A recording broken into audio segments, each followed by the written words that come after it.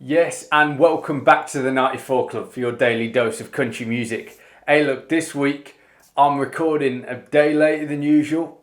I had a little bit of a hangover yesterday, so I thought, we'll give it till Sunday and then we'll record and upload and all that good stuff. Anyway, this week on the channel, we've got Olo McKinley, Jason Isbell, Tyler Childers, Coulter Wall, Benjamin Todd, Turnpike Troubadours and Eric Church to take us into the weekend. So 2 new artists we're featuring. The others have been on the channel already. I'm just excited. I think there's some good music coming up this week. We're going with some of the more popular ones that have been requested on the channel. So yeah, let's get it. Let's see what we've got today.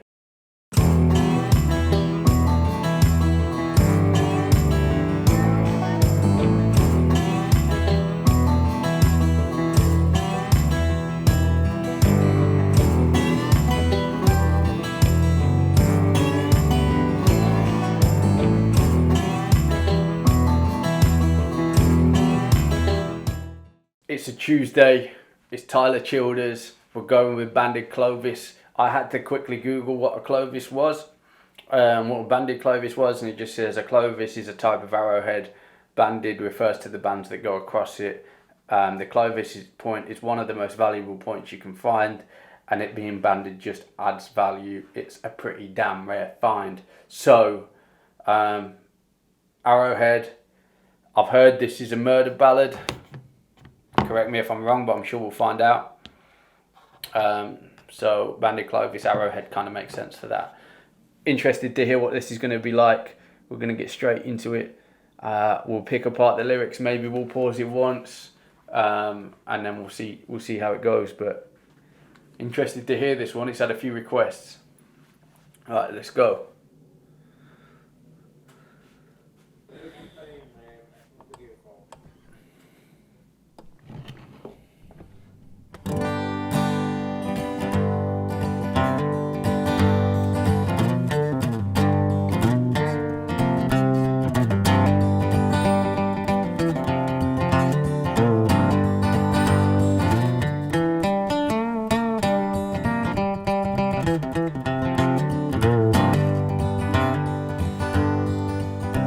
Tina Nolan had a man with a good place for sifting. He invited me digging, so I picked up my screen and a shovel to dig and a jar of shine.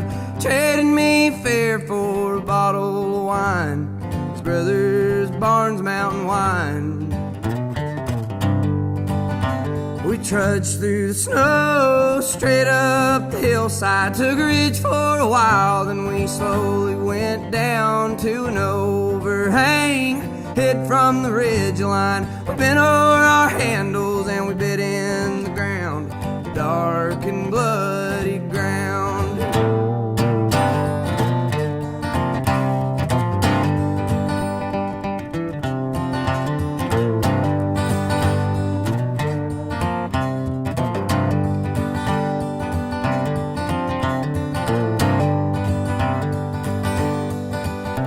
Was a bitch to break ground, but the wine kept us going. The moonshine was flowing and keeping us warm, 'cause you can't hold a girl with a fistful of shovel. Gotta find your fire in the company of corn.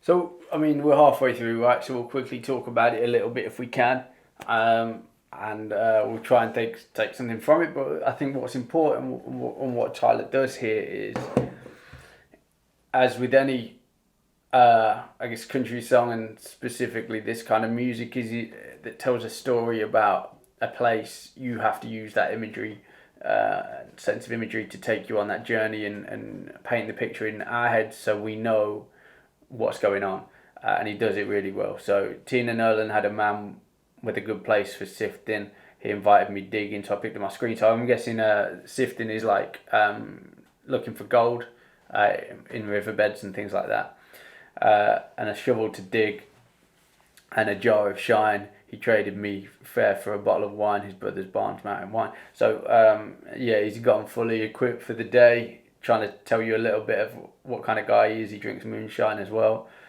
We trudged through the snow straight up the hillside, took a ridge for a while, so this is them taking a little break and having a rest. Then we slowly went down to an overhang hid from the ridge line. We went over the handles and we bit in the ground, the dark and bloody ground. Now, you'll know far more about this than me, but I know that the ground that you find gold in, and I think this is where we're getting with this. I'm not too sure whether he's looking for, to be honest, he might be looking for like arrowheads or something at this point, and dark and bloody ground. Maybe this is, you know, the ground that wars have been fought on. So you're looking for treasure of what the dead have left behind. I'm thinking that's kind of where we're going. It's probably not about gold, so I've gone kind of gone the wrong way with that. But yeah, we'll keep listening. So he's a bitch to break ground, but the wine kept us going. The moonshine was flowing and keeping us warm. Because you can't hold a girl with a fistful of shovel. Got to find your fire in the company of corn. Yeah, I think these are just super powerful ways to tell a message. And you can't hold a girl with a fistful of shovel. Like, if he doesn't bring anything back, it doesn't buy him anything. So he's after some. I'm guessing he's after some riches when they go and digging and sifting. So we'll find out. We'll carry on listening, but it's a good song so far.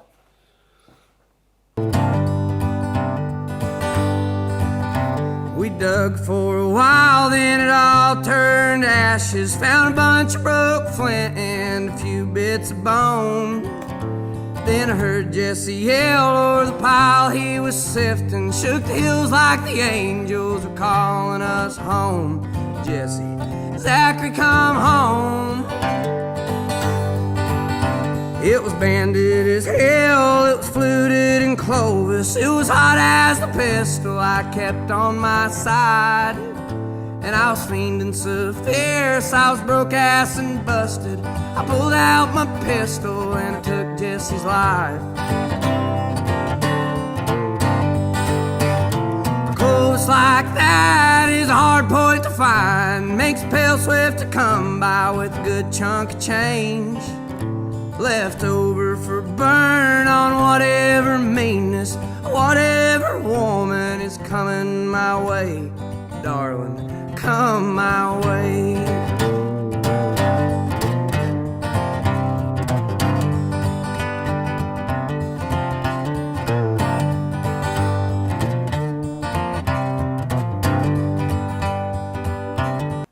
Right, well, we'll wrap this up with a final verse and then we'll talk more about it. But I am learning a lot about what murder ballads are. We're going to talk about that in a second, so stay tuned, and then let's come back at the end.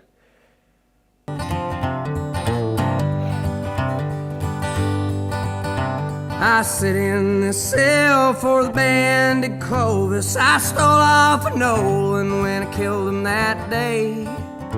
I reckon the chase of the pills and the powder, corn liquor and women are the culprits to blame.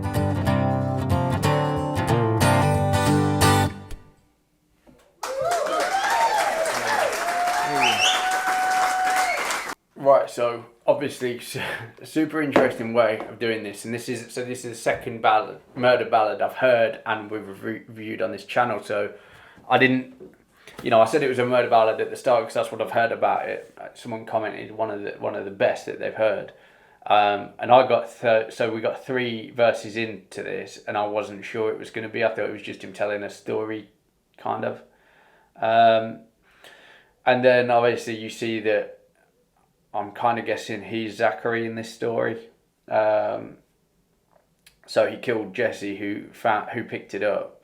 Yeah, so Jesse's found this banded Clovis, which obviously what we talked about at the start is a very rare find and very, I guess, sold for a lot of money or traded for a lot. He's killed Jesse over that because he didn't want to split it and he wasn't sure, because I don't know if you've ever seen Blood Diamond, the film, right?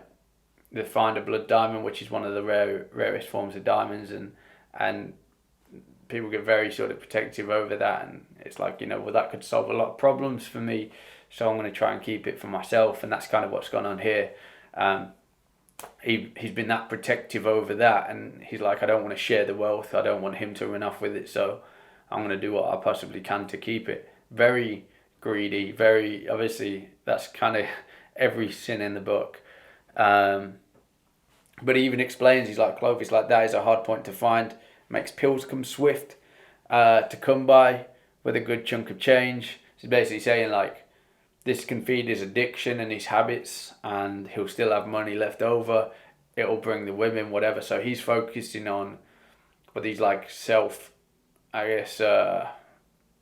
the self-fulfilling things, like the things that make him feel good about himself. Obviously, I've said it's very selfish. He's very... he's not thinking about others, obviously, which is why it's a murder ballad and things like that. So, yeah, super interesting song, super interesting way of doing things, and he killed Nolan as well. So, or did he? I stole off Nolan when I killed him that day. I reckon the chase of the pills and the powder, corn liquor. I guess corn liquor's moonshine, right? That's maybe what I'm getting. And women are the culprits to blame. So he's got this addiction and whatever, and that's why he's killed people, to get the money to buy and fuel this addiction in a way. And that's kind of warped his mind a little bit. But hey, Tyler, good song. I think it definitely picked up. And as with any story, you do start off slow. You paint a picture, you bring people on that journey with you, and then you speed it up and start sort of, getting that message across in the second half. And even like movies, right? So you watch a film, you can break that down into sections, because we go on a journey when we watch things. So we have this slow start. We always have a midpoint where everything goes wrong, and then films usually they either tail out, and you'll solve the problem, solve the mystery, or it'll all be chaos, and that's kind of how it's ended for him. I imagine you do another song about this, the follow up to BANDED Clovis, and it'll be about him getting arrested and sent down because the law's caught up with him.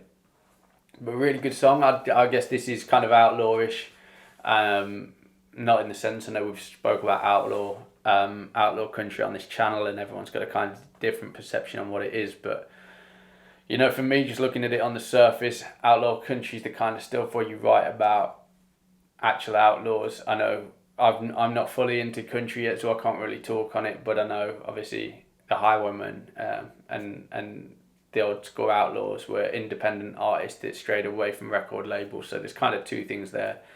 But obviously there's so many independent artists now, anyone can claim to be outlaw country, but it's popular now and it's easier now than it ever used to be. So I know that's the I guess the difference between the two. But honestly, you guys are educating me so much, so educate me on this as well. If there's anything I've not picked out, drop it in the comments, let me know what you think.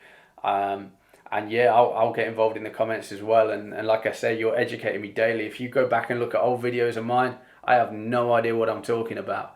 At least now I think I'm getting there. I feel confident in knowing certain things. Like you've educated me on what outlaw country is. I know there's two elements to that, and it's not as clear cut.